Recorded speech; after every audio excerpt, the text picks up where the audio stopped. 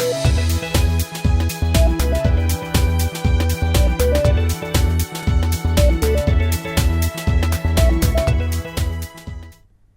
I'm Pavle Sabic, and I'm an application specialist in S&P Capital IQ's product and content team. What I'm going to do today is discuss the importance of country risk assessments when modeling corporate credit risk, particularly for emerging market companies. Using sovereign debt ratings as a proxy for country risk does not always fit all regions and corporations. Sovereign ratings are conceptually distinct from country risk. Sovereign ratings look at the ability and the willingness of a sovereign to meet its debt obligations, while the country risk looks at what it's like to actually do business on the ground in that country. It looks at Gini coefficient, global competitiveness, ease of doing business, and other transparent and respected indices. To emphasize this distinction, I want to use what I call the financial weather report. The x-axis here shows the S&P sovereign ratings. The y-axis shows S&P Capital IQ's country risk scores, created by our own analytical development group. And I say financial weather report because there is a forward-looking flavor in the country risk methodology. Here we see the divergence between the country risk and the sovereign risk for selected countries. The grey horizontal line shows where the country and the risk scores are identical. Anything above this line has a higher country risk than the sovereign risk.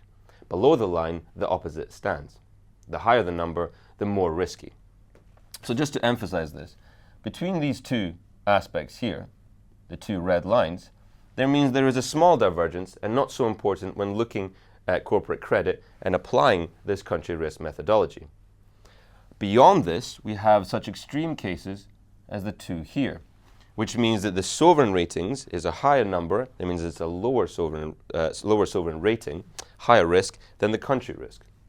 Over here, we have the opposite, so above the line, which means that the country risk is higher than the sovereign risk.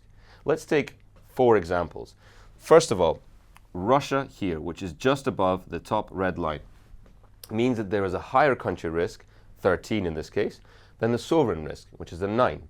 We can map the 13 to a lowercase B negative and the 9 to an uppercase B, if we're looking at pillar 1, for example. Kuwait is another one, just above the red line. And this has, again, a higher country risk score than the sovereign risk. Let's flip that. Let's look at Japan, which is within these two boundaries that we mentioned, the red line that we have here, the two red lines.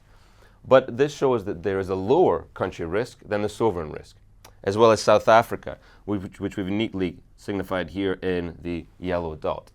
And Africa has a country risk of 8 and a sovereign risk of 9. For this graph, we can clearly see that sovereign risk and country risk are very, very distinct. Where this country risk assessment is important is when applying credit assessments to corporates, particularly in the emerging markets.